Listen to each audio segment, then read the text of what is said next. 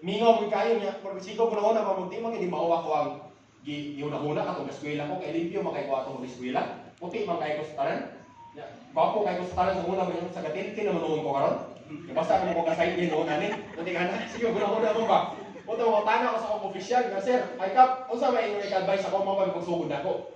Pinaka-common nilang tubag mga maman sir, niingon man sila sa kuha if naalan daw kung sila nakita ang opportunity. Na kung pwede pa lang, dili na kuno sila mobalik og sakay, dili na gid kuno sila mosakay. Ingon sila sa kuha, na ako ni kwarta ang siman, pero kung sa kuno kadagan sa kwarta, wa mo kuno mo na enjoy. O kung kuno kay oras sa mong pamilya ba? Ako kuno balay ilang napatukod, dahil ko kuno kapuyo. Diba? Dahil kuno kapuyo pag maximize ba, kaya ilang puyo, tag 1 month naman. Kung official na, makabot og 3 months na ba? Ang kinabuhi pa yung sa barko, nung sakay yung income, bayan na siya. Yan tinod. Kung sa lingon sa sakuan, ako kagbalay, huwag mo niya na-enjoy. Kapag sakyanan, hay, kung kuno mag-drive. Kung sa kama mag-drive, mag-drive, mag-drive, kapag sa sakyanan, mag-drive.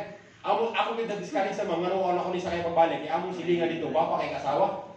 Gabi sa ka, lagot kay sa kanya, bapa ko ni asawa, hay, kung kuno mag-drive. Kahit kung kayo ba, ako ma'am, nag-desisyon na lang ko, sir.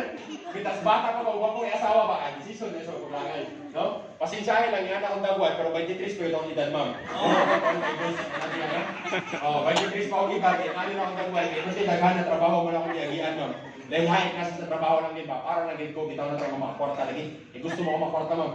Ano siya, no? So, to cut the story short, ma'am, tanawan ninyo mga video, akong i-place ninyo, isa lang sa video para ma-appreciate ninyo kung sa'yo naasa mga products, kung sa'yo naasa yung kaping, anong gabi kapaspas. Kaya dito sa mo, ang tawag din siya sa lead and grade community, ang tawag sa mga kape siya is mahiwagang kape. Tanawan ninyo di sa nga video, ma'am sir, kaya tungod kahit para maliwanagan, kung inyo may banan kung sa'yo naaani nga kape. So, ma'am sir, ako i-play ang video, atong palakpakan, wala lain, nagamuha ko na doktor.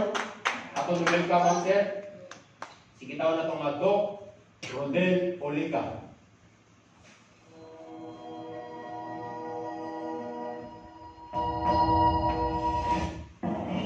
Mapagpalang araw po at maraming salamat sa lahat ng mga naka-tune in, nanonood mula Luzon, Visayas at Mindanao. Especially sa mga kababayan po nating OFW na naka-tune in ho sa pagkakataong ito. Maraming salamat po. This is Dr. Olica. Once again, welcome sa Health Talk presentation ng Lean and Green Trading Corporation.